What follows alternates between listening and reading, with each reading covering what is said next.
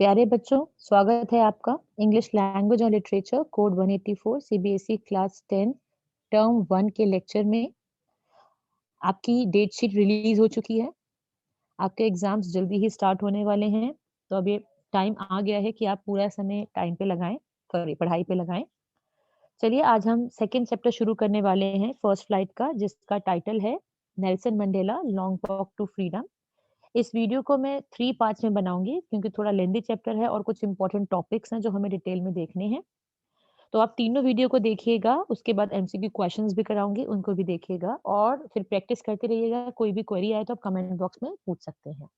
हम स्टार्ट करते हैं चैप्टर को, जिसका टाइटल है Nelson Mandela long walk to freedom. सबसे पहले मैं आपको बताती हूँ कि ये जो चैप्टर है, यह चैप्टर जो है, जो नेल्सन मंडेला की आत्मकथा है, जो उनकी ऑटोबायोग्राफी है, जिसका नाम है लॉन्ग वॉक टू फ्रीडम, उसमें से लिया गया है। और यह जो चैप्टर है वो उस उन्होंने ओथ ली थी जब ये पहले ब्लैक प्रेसिडेंट बने थे साउथ अफ्रीका के। ठीक है? हम इनॉग्रेशन के बारे में ही पढ़ेंगे। सबसे पहले आपको पता होना चाहिए कि इनॉग्रेशन है क्या? अब बताती हूँ, ये बहुत इंपॉर्टेंट मेंबर है। नेल्सन मंडेला जो थे वो बहुत इंपॉर्टेंट मेंबर थे एंटी अपार्थाइड मूवमेंट के। एंटी मतलब किसी के अगेंस्ट, किसी के ऑपोजिट। इसका मतलब वो अपार्थाइड को फेवर नहीं करते थे, वो उसके अगेंस्ट थे। अब अगेंस्ट जानना इससे पहले हमें ये जानना पड़ेगा कि अपार्थाइड था क्या। अपार्थाइड एक ऐसा सिस्टम था जहां जो साउथ अफ्रीका की गवर्नमेंट थी वो सपोर्ट करती थी इस भेदभाव को, जो किसके बेसिस पे था, रेस के बेसिस पे था, जाति के बेसिस पे था या कलर के बेसिस पे था। और ये किस कौन से टाइम पीरियड के लिए ज्यादा प्रिविलेंट रहा है, ज्यादा फेमस रहा है, 1948 से 1994 तक। यहाँ पे क्या था, जो मेजोरिटी पीपल जो थे वो ब्लैक पीपल थे। साउथ अफ्रीका में जो मेजोरिटी पीपल थे, जो ज्यादा जिसकी पॉपुलेशन थी वो ब्लैक्स थे, और जिसकी कम पॉपुलेशन थी, जिसकी माइनॉरिटी थी, वो व्हाइट थे। लेकिन फिर भी जो ब्लैक पीपल हैं उनकी फ्रीडम को कर्टेल किया हुआ था। कर्टेल मतलब रिड्यूस किया हुआ था। समझ आ गया आपको? तो ये जो था, ये अपार्थाइड सिस्टम था। और जो नेल्सन मंडेला थे वो खुद एक ब्लैक थे, इसलिए वो इससे सफर कर रहे थे। उनकी पूरी कम्युनिटी इससे सफर कर रही थी। उनको अच्छी जॉब्स, अच्छे प्लेस, अच्छा खाना, अच्छी जगह घूमना, ये सब चीज़ें अलाउड ही नहीं थी। कुछ एरिया लिमिटेड थे जहाँ पे ब्लैक्स रह सकते थे और ब्लैक्स अपना काम कर सकते थे। अच्छी पोस्ट पे गवर्नमेंट में, कहीं पे भी ऑफिसेज़ में इनके लिए जगह ही नहीं थी। तो जब इनको रियलाइज़ हुआ कि ये फ्री नहीं है, इनकी फ्रीडम नहीं इनको दी जा रही है, ठीक है? इनको अधिकार नहीं दिए जा रहे हैं, तो इन्होंने इसके लिए लड़ाई की। और ये पहले प्रेज़िडेंट थे, ब्लैक प्रेज़िडेंट थे साउथ अफ्रीका के। इसका मतलब ये जीत गए थे, अपार्थाइड वहाँ पे खत्म हो गया था और वहाँ पे डेमोक्रेसी आ गई थी। आपको पता है ना, हमारी इंडिया में डेमोक्रेटिक गवर्नमेंट है, ऐसे साउथ अफ्रीका में भी डेमोक्रेसी आ गई थी। अब हम बात करते हैं नेक्स्ट चीज़ की, कि ये इस जो फंक्शन मैंने आपको बताया ना, इनॉग्रेशन फंक्शन, ये कहाँ हुआ था? ठीक है, अब नेल्सन मंडेला बन गए हैं साउथ अफ्रीका के फर्स्ट प्रेज़िडेंट, ठीक है? अब मोर देन 3 सेंचुरीज़ से व्हाइट रूल था। सेंचुरीज़ का मतलब होता है 100 इयर्स, और more than 3 centuries means more than 300 years. 300 years से ज़्यादा वहाँ पे व्हाइट रूल था। व्हाइट का मतलब सब जो व्हाइट कलर के लोग थे, वो वहाँ पे राज करते थे। लेकिन अब क्या हुआ था, अब इलेक्शंस हुए थे और जो अफ्रीकन नेशनल कांग्रेस थी, जिसमें नेल्सन मंडेला एक पार्ट थे, वो जीत गई थी 250 सीट्स से आउट ऑफ 400 सीट्स में। ठीक है? तो अभी डिसाइड हो गया था कि अब हमें क्या करना है, नेल्सन मंडेला को प्रेसिडेंट बनाना है, वो प्रेसिडेंट बनने वाले हैं। तो ये इनॉग्रेशन सेरेमनी कहाँ हुई थी? ये क्वेश्चन आपसे एग्जाम में पूछा जाता है। ये हुई थी यूनियन बिल्डिंग्स में। यूनियन बिल्डिंग जैसे हमारा पार्लियामेंट हाउस होता है, वैसे ही उनकी यूनियन बिल्डिंग्स होती है। वहाँ पे एक एम्पी थिएटर था। अब एक एम्पी थिएटर क्या होता है बेटा? एम्पी थिएटर जो मैंने पिक्चर दिखाई हुई है, यही होता है। यहाँ पे ये जो स्टेयर्स होती है ना, यहाँ पे सीट्स लगी हुई होती हैं पूरे सर्किल में। और यहाँ पे सेंटर पे खड़े होके ये स्टेज होता है, यहाँ पे खड़े होके अगर आप कुछ बोलेंगे तो इन सबको यहाँ पे जो है ना, आप इनको एड्रेस कर पाएँगे।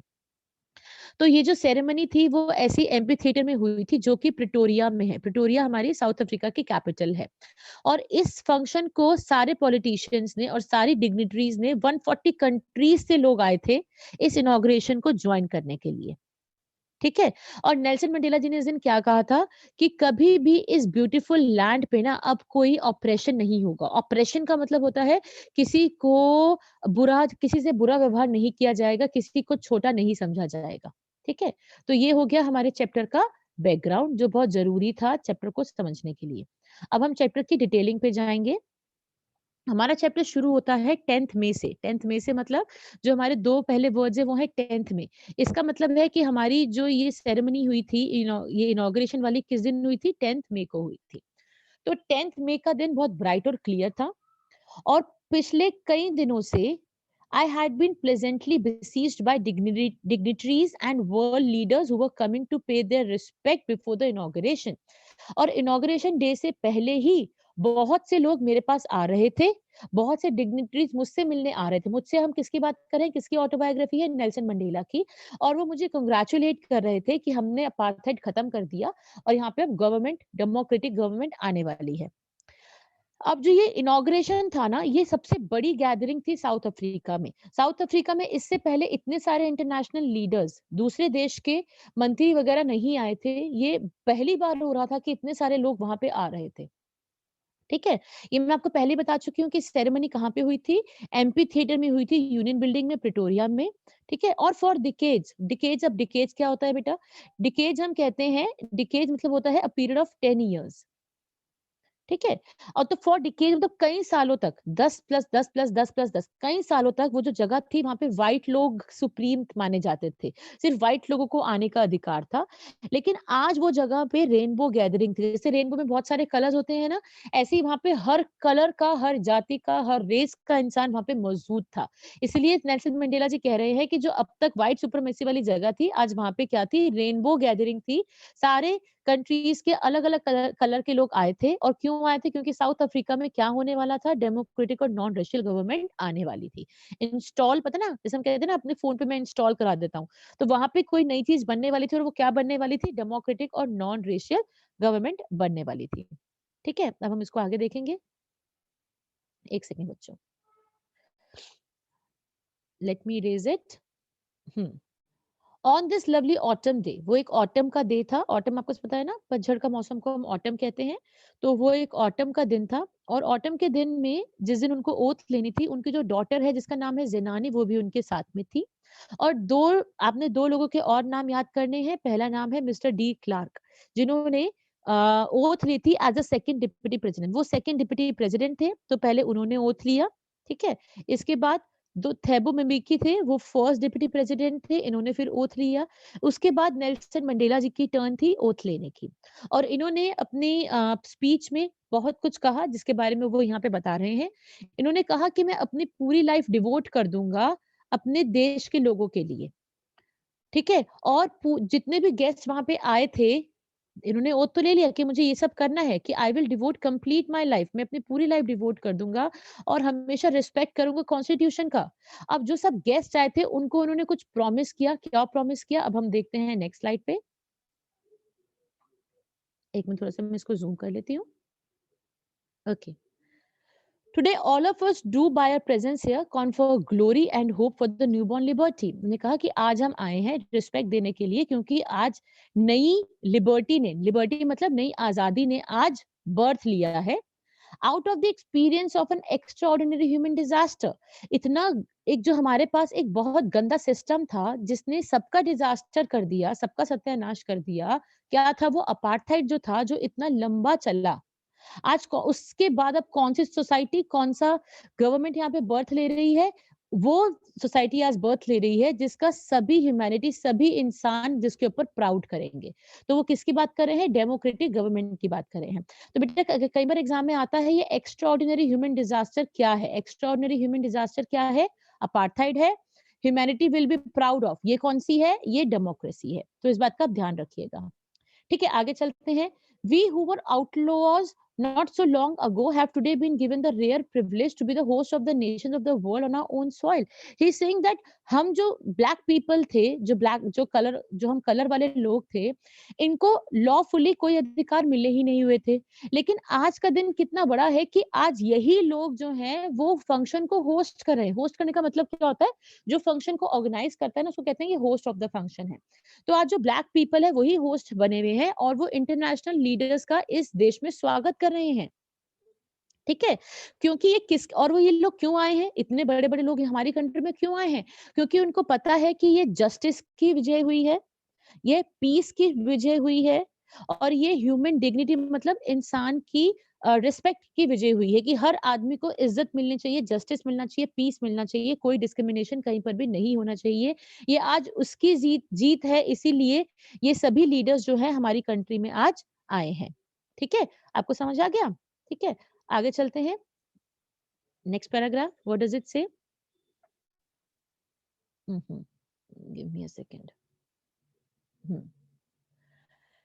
We have at last achieved our political emancipation. बेटा इमेंसिपेशन का मतलब क्या होता है? इमेंसिपेशन का मतलब होता है फ्रीडम फ्रॉम समबडीज कंट्रोल, किसी के कंट्रोल से फ्री हो जाना। किसी ने हमें कंट्रोल किया, हम फ्री हो गए। तो वो कह रहा है आज आखिरकार हमें फ्रीडम मिल ही गई। हम किसके कंट्रोल में थे? हम व्हाइट पीपल के कंट्रोल में थे, आज हमें फ्रीडम मिल ही गई। और हम प्लेज लेते हैं, हम कसम खाते हैं कि अब हम सबको फ्रीडम देंगे, वी विल लिबरेट, हम सबको फ्रीडम देंगे। अब कोई भी पुअर नहीं रहेगा, पॉवर्टी नहीं होगी, कोई भी डिप्राइव क्या होता है? अगर आपको कोई चीज नहीं मिलती है तो कहा जाता है कि I am deprived of it, मुझे ये चीज नहीं मिल रही है। कोई भी डिप्राइव नहीं रहेगा, कोई भी सफर नहीं करेगा, किसी को भी कोई प्रॉब्लम नहीं होगी, कोई भी जेंडर से रिलेटेड आदमी और औरत में कोई डिस्क्रिमिनेशन नहीं होगा, और किसी भी बेसिस पे भी कोई भेदभाव इस कंट्री में नहीं होने वाला है। ब्लैक की जीत का मतलब ये नहीं है कि ब्लैक जो है अब वो व्हाइट के ऊपर राज करेंगे, नहीं, सब मिलकर बराबर रहेंगे। ठीक है? Never, never and never again shall it be that this beautiful land will again experience the oppression of one by another. He's saying ये जो beautiful land है ना साउथ अफ्रीका का, इस लैंड पे अब कभी भी ना क्या नहीं होगा? ऑपरेशन नहीं होगा। मैंने आपको बताया था बेटा, ऑपरेशन मतलब किसी को भी दबाना, किसी कोई भी चीज एक्सेस पावरफुल है और वो दूसरे को दबा रही है। तो इस लैंड पे कोई भी किसी को ऑप्रेस नहीं करेगा, कोई भी, चाहे ब्लैक हो चाहे व्हाइट हो। और जो ये सूरज आज निकला है ना, कौन सा इतना ग्लोरियस, इतना शानदार सूरज जो निकला है, जो सभी इंसान की अचीवमेंट के लिए निकला है। कोई भी इंसान ऐसा नहीं होगा जिसको अचीवमेंट नहीं मिलेगी। तो आखिरी में उन्होंने क्या बोला अपनी स्पीच में? Let freedom reign. आज कौन जीता है? फ्रीडम जीती है, और फ्रीडम को राज करने दो। रीन मतलब राज करने दो। And finally he says God bless Africa, कि हमें इस जीत में किसका भी साथ चाहिए? भगवान का साथ चाहिए। तो भगवान हमेशा अफ्रीका को ब्लेस करते रहे। तो बेटा ये फर्स्ट पार्ट मैंने आज आपको करा दिया है।